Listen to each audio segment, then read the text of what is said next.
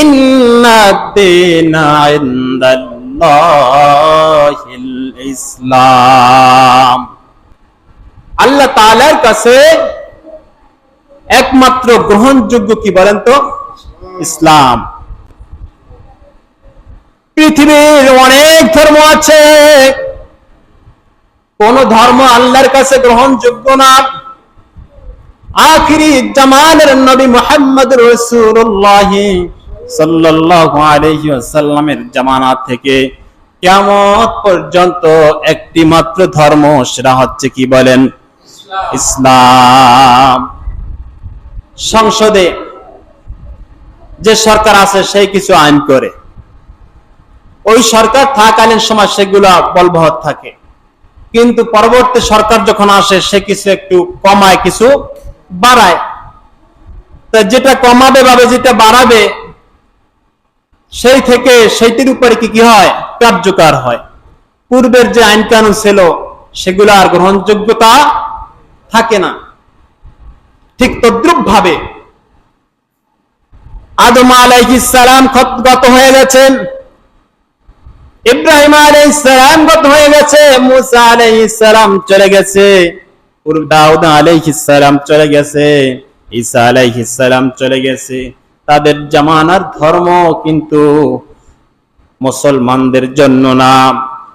যখন মুহাম্মদুর রাসূলুল্লাহ সাল্লাল্লাহু আলাইহি ওয়াসাল্লাম আসছে, তার উপর যখন কোরআন নাযিল হয়েছে, পূর্ববর্তী সকল বিধান বাতিল হয়ে গেছে, চালু হয়ে গেছে কি বলেন? আল কোরআন। একমাত্র সংবিধান হচ্ছে কি বলেন? আল কোরআন। কোরআন আসার পরে সর্বপ্রকার পূর্ববর্তী ধর্ম বাতিল হয়ে গেছে।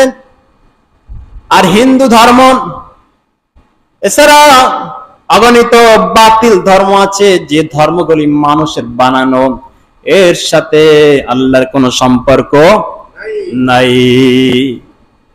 মুহাম্মদ সাল্লাল্লাহু আলাইহি ওয়াসাল্লাম আসার 1000 বছর পূর্বে মুহাম্মদ সাল্লাল্লাহু আলাইহি ওয়াসাল্লামের উম্মত হয়েছিল, অনেকে বলেন সুবহানাল্লাহ।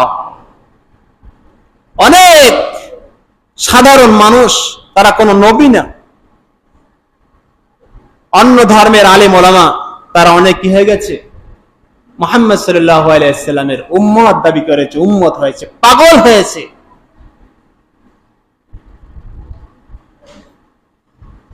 রাসূল সাল্লাল্লাহু আলাইহি ওয়াসাল্লাম পৃথিবীতে আসার 1000 বছর পূর্বে ইয়েমেনের বাদশা তাবিয়াউল হামিরি শাহে তুব্বা নামে পরিচিত, শাহে তুব্বা ইয়ামানের বাদশা, তিনি 12,000 আলেম, 1,32,000 গরসওয়ার, 1,30,000 পায়দল লস্করদেরকে নিয়ে ভ্রমণে বের হয়েছে, ঘুরতে বের হয়েছে, সফরে বের হয়েছে। লক্ষ লক্ষ মানুষকে নিয়ে সফর করতেছে। সফর করার সময় বিশাল জাঁকজমকপূর্ণ সফর, দুই ধারে হাজার হাজার লক্ষ লক্ষ মানুষ জমাত হয়ে গেছে। রাস্তার দুই পাশে তারা রাস্তা থেকে যাচ্ছে, দেখার জন্য লক্ষ লক্ষ মানুষ দাঁড়ানো। তারা এইভাবে ইয়েমেন থেকে আস্তে আস্তে করে যখন মক্কায় চলে যায়, মক্কায় যাওয়ার পর সেখানে দেখতেছে কোন মানুষ দুই ধারে আসি আর দাঁড়ায় না। আশ্চর্য হয়ে গেল, আমাদের এত ঝাঁকজমকপূর্ণ সফর দেখার জন্য কেউ আসে না।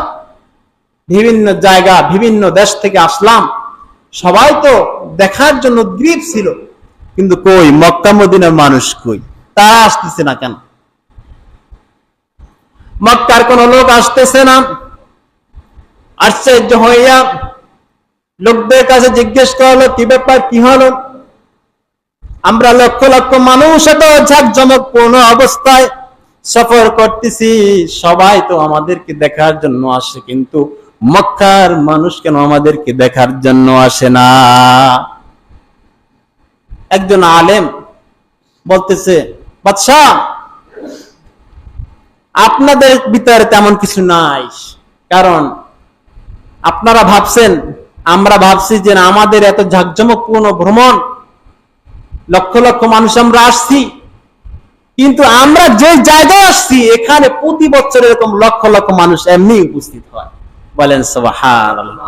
সেই জায়গার নাম কি বলতো? মক্কা। হজ করার জন্য লক্ষ লক্ষ মানুষ প্রতি বছর এমনিতেই সেখানে উপস্থিত হয়। সুতরাং তাদের চাইতে সৌন্দর্য আমাদের ভিতরে নাই, এর জন্য মানুষ দেখার কোনো কি নাই, আগ্রহ নাই। ইয়েমেনের বাদশা চিন্তা করলাম, আমার এই শাহী ভ্রমণ এটা দেখার জন্য যখন মক্কার মানুষ আসতেছে না, আর এখানে যখন প্রতি বছর লক্ষ লক্ষ মানুষ হজ করার জন্য আসে, কির জন্য আসে, কাবার জন্য আসে, এই কাবাকে আমি রাখবো না, ধুলিস্যাৎ করে ফেলবো, মাটির সাথে মিলিয়ে দিব। বলেন নাউযুবিল্লাহ। এই কাবা রাখবো না, এই মক্কার মানুষ রাখবে না, তাদেরকেও একেবারে শেষ করে ফেলবো, নিশ্চিহ্ন করে ফেলবো, মক্কায় কোনো লোক থাকবে না। এই চিন্তা ভাবনা যখন ইয়েমেনের বাদশাহ শাহে তুব্বা চিন্তা করার সাথে সাথে তার নাক থেকে, চক্ষু থেকে, মুখ থেকে রক্ত পড়া শুরু করলো, রক্ত বমি শুরু হয়ে গেল। এখন চক্ষু থেকে, নাক থেকে, মুখ থেকে একেবারে রক্ত পড়তেছে, এমন গন্ধ, ধারে কাছে কেউ ভিড়তে পারতেছে না, কেউ ভিড়তে পারতেছে না। কোন চিকিৎসকদের সেখানে আসবে তাও পারতেছে না। দেখেন, একটা খারাপ নিয়ত করার কারণে, খারাপ চিন্তা ভাবনা করার কারণে সেখানে লোক আর ভেটতেছে না। এই নিয়তটা কিসের সম্পর্ক বলেন? অন্তরের সাথে। কিসের সাথে বলেন? অন্তরের সাথে। এই জন্য নিয়তের বড় দাম, ইসলামে নিয়তের বড় দাম। যদি আপনি ফরজ নামাজের আগে ফরজ নামাজের নিয়ত না করেন, ফরজ হয় না, নামাজ হয় না। সুন্নাত নামাজের নিয়ত না করলে সুন্নাত হয় না। ওয়াজিব নামাজের নিয়ত না করলে কি হয় না বলেন? নিয়তের বড় দাম। এই জন্য আমাদের নিয়তকে সহি করতে হবে। নিয়তকে কি করতে হবে? মসজিদে ঢুকছি, এখানে কত মানুষ বাজে নিয়ত করে আসছি। কেউ আসছি মানুষকে দেখানোর জন্য, কেউ আসছি স্ত্রীকে খুশি করার জন্য, কেউ আসছি ব্যয়কে খুশি করার জন্য। এই সব কিছু দেখতেছেন কে? আল্লাহ।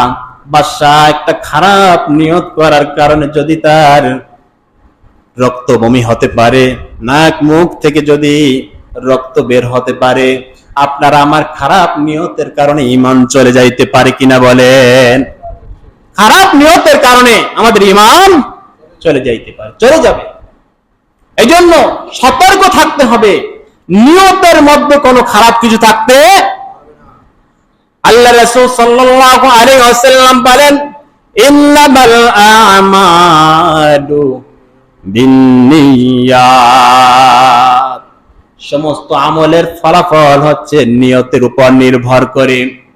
আপনি নামাজ পড়বেন, কি পরিমাণ সওয়াব পাবেন সেটাও নিয়তের উপর নির্ভর। আপনি বেদাতি করতেছেন কিনা সেটাও নিয়তের। আপনি জান্নাত জাহান্নাম যাওয়াটাও নিয়তের। কারণ আপনি মুখ থেকে কালিমা পড়তেছে, আপনার মধ্যে ঈমান নেই। আপনার মধ্যে কি নেই? ঈমান নেই। যদি আপনার মধ্যে ঈমান না থাকে আর মুখ থেকে যদি হাজারো বছর পর্যন্ত কালিমা পড়েন, সেই কালিমা আল্লাহর কাছে গ্রহণযোগ্য না। আপনি জান্নাতে প্রবেশ করবেন না। আপনার স্থান কোথায় বলেন? জাহান্নামে। এজন্য নিয়তকে আমাদের কি করতে হবে? সংশোধন করতে হবে পরিপূর্ণভাবে। নিয়তকে আমাদের আকীদাগতভাবে যে নিয়ত রয়েছে, যে ইচ্ছা রয়েছে, এগুলা কি করতে হবে? আমাদের সংশোধন করতে হবে। কাবা ভাঙ্গার নিয়তের কারণে বাসাতা বিআউল হামিরি, শাহে তুব্বার নাক থেকে, চক্ষু থেকে, মুখ থেকে কি রক্ত বের হওয়া শুরু হয়েছে। কারণ কি? এই কাবা হচ্ছে সর্বপ্রথম ঘর, পৃথিবীর সর্বপ্রথম। ইন্না আউওয়ালা বাইতিন ওয়াদিআ লিন-নাসি লিল্লাযী বিবাক্কাতা মুবারাকান ওয়া হুদাল লিল আলামিন। মানুষের জন্য আল্লাহ পাক রব্বুল আলামিন সর্বপ্রথম ঘর তৈরি করেছেন। সেই ঘরটা কোথায় বলেন? মক্কায়, কাবা শরীফ। কাবা শরীফ প্রথম ঘর।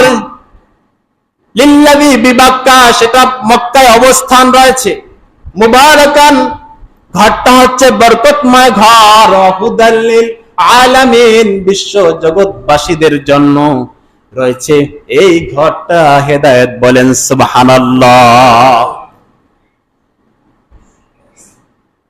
অন্যত্র আল্লাহ পাক রব্বুল আলামিন বলেন, وَإِذْ بَوَّأْنَا لِإِبْرَاهِيمَ مَكَانَ الْبَيْتِ أَلَّا تُشْرِكْ بِي شَيْئًا।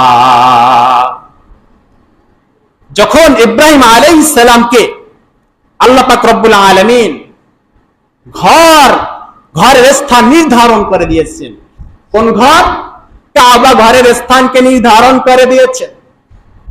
তখন ইব্রাহিম আলাইহিস সালামকে বললেন, আল্লাহ তুশরিক বি শাইআ, খবরদার তুমি আল্লাহর সাথে কাউকে শরীক করিও না।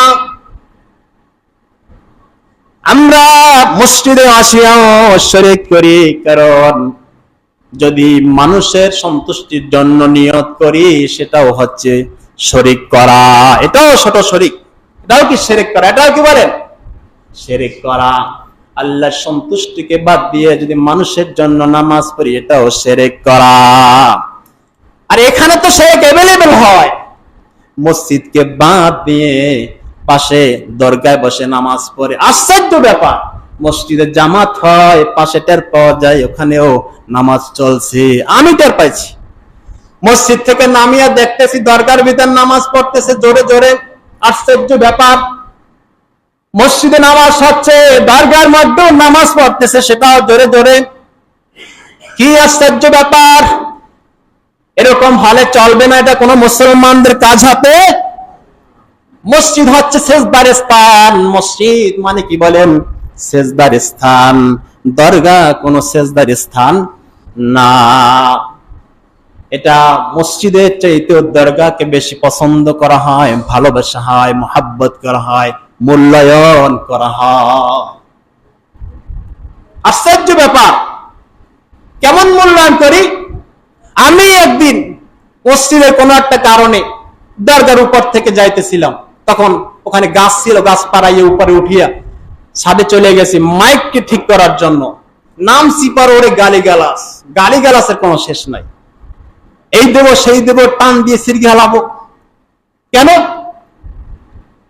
দরগা নাপাক হয়ে গেছে। আমি দরগার উপর কি করছি? পাও ফেলছি, নাপাক হয়ে গেছে। আশ্চর্য। মসজিদে ওঠা যাবে, দরগা ওঠা যাবে না। মসজিদের চাইতে কি দরগার দাম বেশি হয়ে গেছে নাকি? কি বলেন? হযরত ওমর ফারুক রাদিয়াল্লাহু আনহু তিনি কাবা শরীফের উপর উঠছেন, কাবায় উঠছেন, উঠিয়া বলতেছেন, হে কাবা, হে কাবা, আমি তোমাকে শুধু শ্রদ্ধা করি।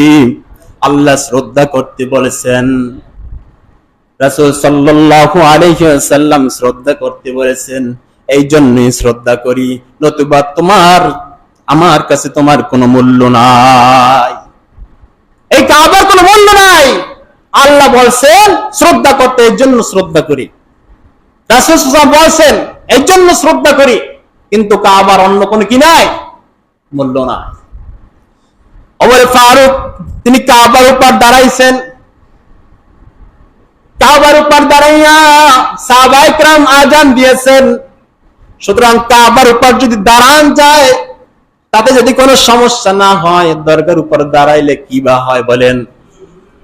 এই জন্য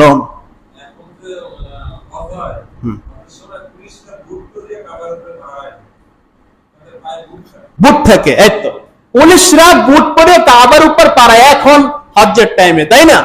এতে কি কাবার কোনো মানহানি হয় নাকি? কি বলেন, কাবার কোনো মানহানি হয় না। এজন্য আমাদের ভিতর এই যে ভুল আকীদা রয়েছে, এতে ঈমান চলে যায়, ঈমান থাকে না। আমরা মসজিদের চাইতেও দরগাকে বেশি মূল্যায়ন করি, এতে ঈমান থাকে না। আল্লাহ তুশরিক বি শাইআ, হযরত ইব্রাহিম আলাইহিস সালামকে আল্লাহ জানিয়ে দিলেন, হে ইব্রাহিম, তোমার জন্য এই কাবার স্থান নির্ধারিত, তবে শোনো, আল্লাহর সাথে কাউকে শরীক করা যাবে না। মসজিদে থাকিয়া মসজিদের নামাজের সময় আমরা আল্লাহর সাথে শিরক করি, এই শিরক করা কিন্তু যাবে না। আরো শিরক করি, অহংকার ঢোকে, সভাপতি সব, সেক্রেটারি সব, আমি এলাকার চেয়ারম্যান সব, আমি মেম্বার সব, এই যে একটা অহমিকা, মসজিদে এই অহমিকা চলবে।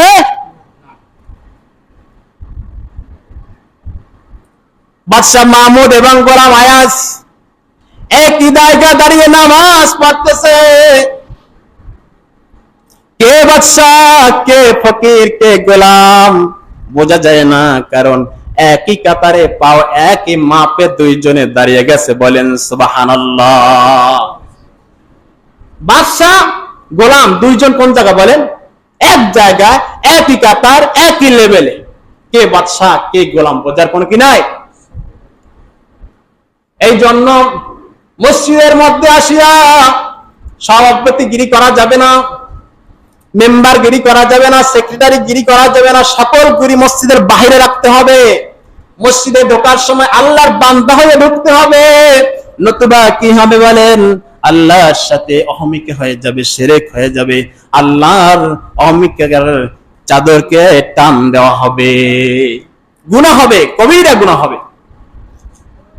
অতহির বাইতিয়া লিত-তাইফিনা ওয়াল কায়িমিনা ওয়ার রুকআইস সুজুদ। হযরত ইব্রাহিম আলাইহিস সালামকে আল্লাহ বললেন, এই ঘরকে তুমি পবিত্র রাখবা। কাদের জন্য? তাওয়াফকারীদের জন্য। ওয়াল কায়িমিনা, নামাজীদের জন্য, যারা দাঁড়িয়ে নামাজ পড়ে, আর রুকআইস সুজুদ, যারা রুকু করে, যারা সিজদা দেয়, তাদের জন্য পবিত্র রাখবা। আর আমরা আল্লাহর ঘরকে পবিত্র করার জন্য কেউ ঝাড়ি ধরি না, কেউ মসিও না। মনে করি আমি একজন বেডা, আমার মতন বেডা কেন মসজিদে আসিয়া ঝাড়ু দেবে, আমার মতন বেডা কেন এখানে আসিয়া পোছা দেবে। ঘরে যাইয়া ময়লা দেখলে সেটা আমরা দূরীভূত করার চেষ্টা করি, মসজিদে আসিয়া ময়লা দেখলে সেটা আমরা কেউ ধরি না। কি কথা সত্য কিনা বলেন? সত্য কিনা? মসজিদের ময়লা পরিষ্কার করলে নিজের গাদ্দা গন্ধ আসে, কিন্তু ঘরের ময়লা পরিষ্কার করলে আরো নিজের গাদ্দা কি আসবে? খুশবুদার আসবে, খুশবু আসবে। এই হলো আমাদের অবস্থা। অথচ আল্লাহ ইব্রাহিম আলাইহিস সালামকে জানাই দিলেন, তুমি আমার ঘরকে পবিত্র রাখো, রুকুকারীদের জন্য, সিজদাকারীদের জন্য, নামাজীদের জন্য। আমরা এই জন্য কি করব? নিজের মনে করে ঘরের চাইতেও মসজিদকে বেশি মূল্যায়ন করার চেষ্টা করব। ওয়াদিন ফিন্নাসি বিল হজ্জ ইয়াতুকা রিজালান লিজালান ওয়া আলা কুল্লি দামির ইয়াতিনা মিন কুল্লি ফাজ্জিন আতীক। আল্লাহ পাক রব্বুল আলামিন বললেন, আল্লাহ পাক রব্বুল আলামিন বললেন, তুমি ঘোষণা দিয়ে দাও মানুষের মাঝে। কাদের মাঝে বলেন? মানুষের মাঝে ঘোষণা দিয়ে দাও হজ করার জন্য। হযরত ইব্রাহিম আলাইহিস সালাম বললেন, আয় আল্লাহ, আমি যে ঘোষণা দিব এটা কে শুনবে? পৃথিবীর কয়জন মানুষ শুনবে? আল্লাহ পাক রব্বুল আলামিন বলেন, তুমি ঘোষণা দাও, বলার দায়িত্ব আমার, শোনার দায়িত্ব আমার, শোনানোর দায়িত্ব আমার। আল্লাহ যদি মানুষের মাঝে শোনাইয়া দেয়, কেউ কি ঠেকাইয়া রাখতে পারে? ইব্রাহিম আলাইহিস সালাম পাহাড়ের উপর যাইয়া হজ্জের ঘোষণা দিয়ে দিল। আল্লাহ পাক রব্বুল আলামিন কিয়ামত পর্যন্ত যত মানুষ হাজী হবে, হজ করবে, প্রত্যেকের কানে কানে পৌঁছিয়ে দিলেন। বলেন সুবহানাল্লাহ। এজন্য ভাগ্যে জন্মে হস্তার যার কান পর্যন্ত ইব্রাহিম আলাইহিস সালামের সেই আযান টের পাওয়া গেছে। হজ্জের ঘোষণা যিনি জান শুনতে পারছেন, যার কানে আল্লাহ পৌঁছিয়ে দিয়েছেন, তারই ভাগ্যে জুটবে হজ করার। সবার ভাগ্যে জুটবে না। এই জন্য যারা হজ করার মতন শক্তি আছে, সামর্থ্য আছে, তা সত্ত্বেও যারা হজ করতেছেন না, মনে করেন আপনার কান পর্যন্ত এই সংবাদ আল্লাহ পৌঁছায় নাই, আপনার কপাল খারাপ, আপনার ভাগ্য খারাপ। কারণ আপনার কপালে কি নাই বলেন? হজ নাই। আপনার কপালে হজ নাই। আর আল্লাহর রাসূল বলেন, যার কাছে হজ করার মতন শক্তি আছে, যাওয়ার মতন শক্তি আছে, কাবা শরীফে যাওয়ার শক্তি আছে, যে বাড়ির ভরণ পোষণ দিয়া কাবা পর্যন্ত পৌঁছতে পারবে, আর সে যদি হজ না করে, সেই ইহুদি হয়ে মরবে না খ্রিস্টান হয়ে মরুক, তাতে আল্লাহ পাকের কিছু আসে যায় না। খুব ভয়ানক কথা, খুব ভয়ানক কথা। আমরা যাদের উপর হজ ফরজ, তারা কি করবো বলেন? হজ করব। হামির ইয়ামানের বাদশাহ তাবিয়াউল হামির, তার নাক থেকে কি বের হয়েছিল বলেন? রক্ত। রক্ত বমি শুরু হয়ে গেছে, নাক থেকে রক্ত, মুখ থেকে রক্ত, চক্ষু থেকে রক্ত, রক্ত বের হওয়া শুরু করেছিল। কারণ তার মধ্যে কি খারাপ চিন্তা এসেছিল যে তিনি কাবাকে ধ্বংস করে ফেলবেন, কাবাকে শেষ করে ফেলবেন, এই চিন্তা ভাবনা তার মধ্যে ঢুকেছিল। তখন তার সাথে যে 12,000 আলেম ছিল, একজন আলেম বলতেছে, আপনি কি কোনো খারাপ চিন্তা করছেন নাকি? ওই সময়কার যত ডাক্তার সাথে ছিল, সমস্ত ট্রিটমেন্ট হলো, কোন ট্রিটমেন্ট এসে সুস্থ হচ্ছে না, যতই ওষুধ খাওয়াও তার রোগ বেড়েই চলছিল। এমন সময় একজন আলেম বলতেছে, তার চিকিৎসা চলতেছে জমিনি, কিন্তু তার রোগ হচ্ছে আসমানি। তার রোগ কি বলেন? আসমানি রোগ, আর চিকিৎসা চলে জমিনের। এতে কাম হবে না। ডাক্তার, আপনি কি কোনো খারাপ চিন্তা ভাবনা করছেন নাকি? এই কাবাকে নিয়ে কোনো খারাপ চিন্তা ভাবনা করছেন নাকি? বলে, হ্যাঁ, আমি তো চিন্তা করছি যে আমি কাবাকে ধ্বংস করে তারপরে এখান থেকে যাব। তখন বলতে চাই, চিন্তা আপনি বাদ দেন, আপনি আল্লাহর কাছে তওবা করেন। আপনি আল্লাহর কাছে তওবা না করলে আল্লাহ আপনাকে ছাড় দেবে না। তখন সে আল্লাহর কাছে তওবা করলো, আল্লাহ আমি ভুল করেছি, অন্যায় করেছি, আমাকে ক্ষমা করে দিন, আমি এমন কাজ করব না। এই চিন্তা যখন পাল্টাইলো, আল্লাহ সাথে সাথে তাকে সুস্থ বানিয়ে দিলে। বলেন সুবহানাল্লাহ। সে সাথে সাথে কি হয়ে গেল? সুস্থ হয়ে গেল। সুস্থ হওয়ার পরে ওই জায়গা সমস্ত লোকদেরকে ডাকলো, সমস্ত লোকদেরকে ডাকিয়া সে প্রত্যেককে 7 স্বর্ণ মুদ্রা দিল, 7 স্বর্ণ মুদ্রা দিল, 7 জোড়া করে তাকে কাপড় পুরস্কার দিল, প্রত্যেককে জোড়ায় জোড়ায় কাপড় পুরস্কার দিল, প্রত্যেককে স্বর্ণ মুদ্রা পুরস্কার দিল, এবং কাবার যে গ্লাফ রয়েছে সেই গ্লাফের উপরে কালো কাপড় দিয়ে দিল। বলেন সুবহানাল্লাহ। কি কাপড়? সেই কালো কাপড় এখনো আছে।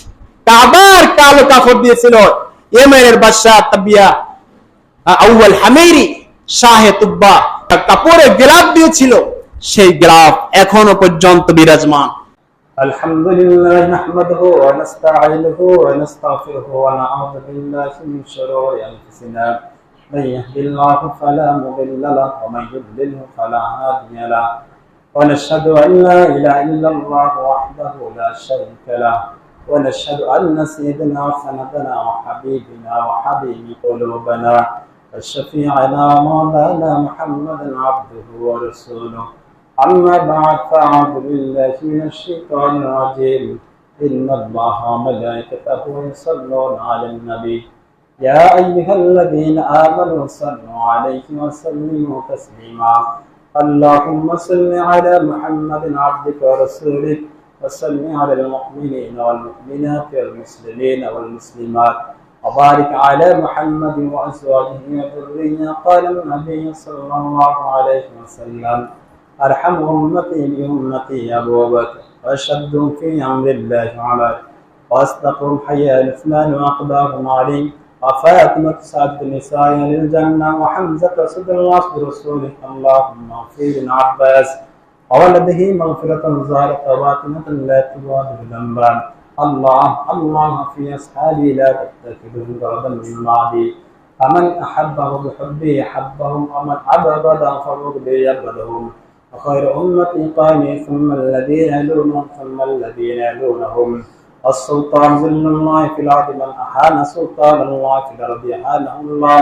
إن الله يأمر بالعدل والإحسان وإيتاء ذي القربى وينهى عن الفحشاء والمنكر والبغي يعظكم لعلكم تذكرون.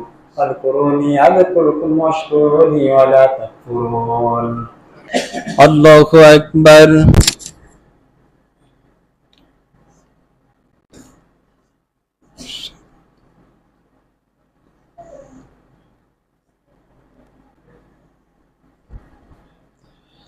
الحمد لله رب العالمين الرحمن الرحيم مالك يوم الدين إياك نعبد وإياك نستعين اهدنا الصراط المستقيم صراط الذين أنعمت عليهم غير المغضوب عليهم ولا الضالين.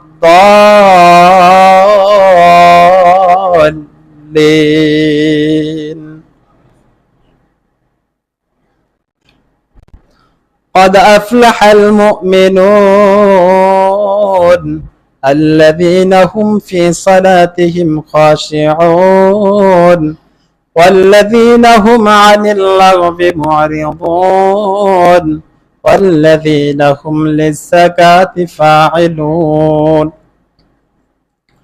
والذين هم لفروجهم حافظون إلا على أزواجهم أو ما ملكت أيمانهم فإنهم غير ملومين. فمن ابتغى وراء ذلك فأولئك هم العادون. الله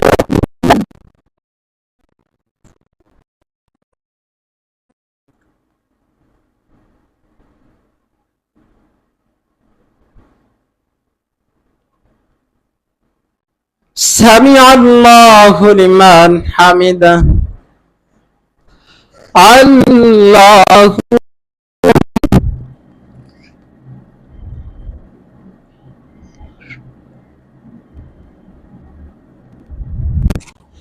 الله أكبر. الله أكبر.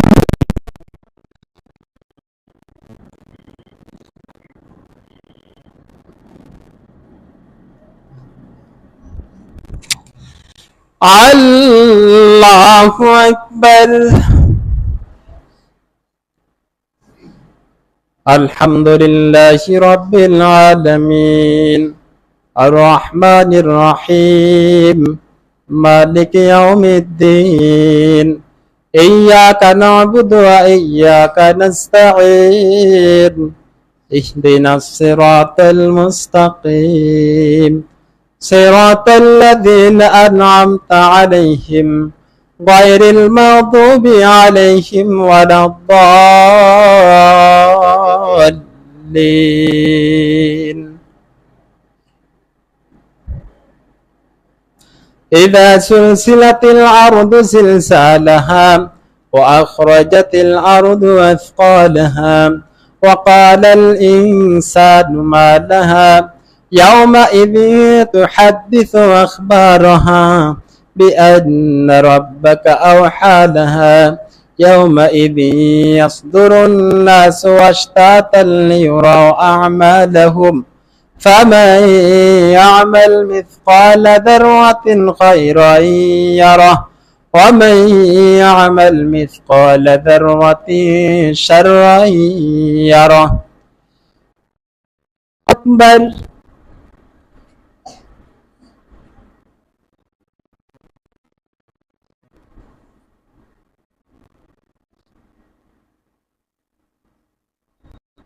سمع الله لمن حمده الله أكبر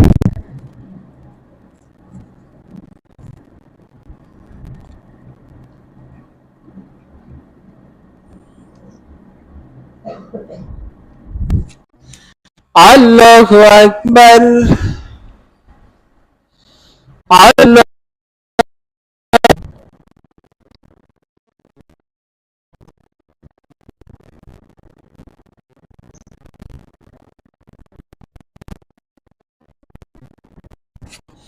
الله أكبر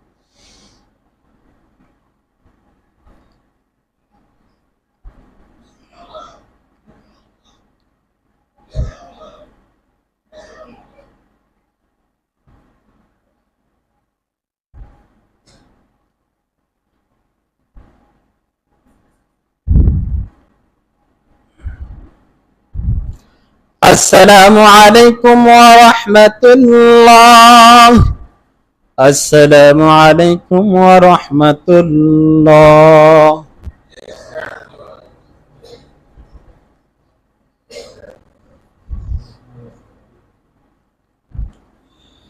اللهم آمين ربنا تقبل منا إنك أنت السميع العليم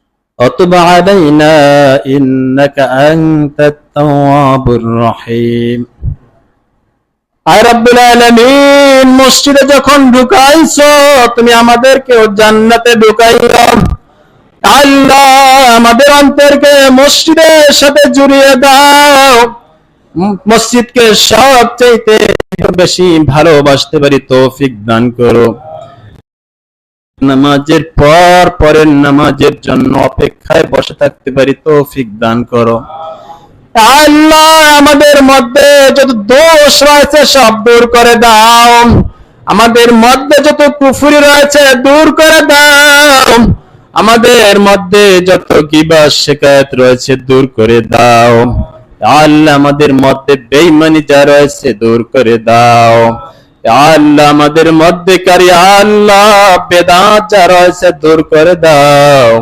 একমাত্র তোমার সন্তুষ্টি মতো চলতে পারি তৌফিক দান করো আর রব্বুল আলামিন কাবাকে বেশি মুহাব্বত করার তৌফিক দান করো যাদের উপর হজ ফরজ হজ করার তৌফিক দান করো যাদের উপর যাকাত ফরজ যাকাত দেওয়ার তৌফিক দান করো আল্লাহ আমাদের যার যা সমস্যা আছে দূর করে দাও আমাদের আপনজন যারা অন্ধকার কবরে ঘুমিয়ে আছে তুমি তাদেরকে মাফ করে দাও তাদের কবরকে জান্নাতের বাগিচা বানিয়ে দাও সাল্লাল্লাহু তাআলা আলা খায়রি খালকিহি ওয়া নূরি আরশিহি ওয়া সাইয়্যিদিনা মাওলানা মুহাম্মাদ ওয়া আলিহি ওয়া আসহাবিহি আজমাইন برحمتك يا أرحم الراحمين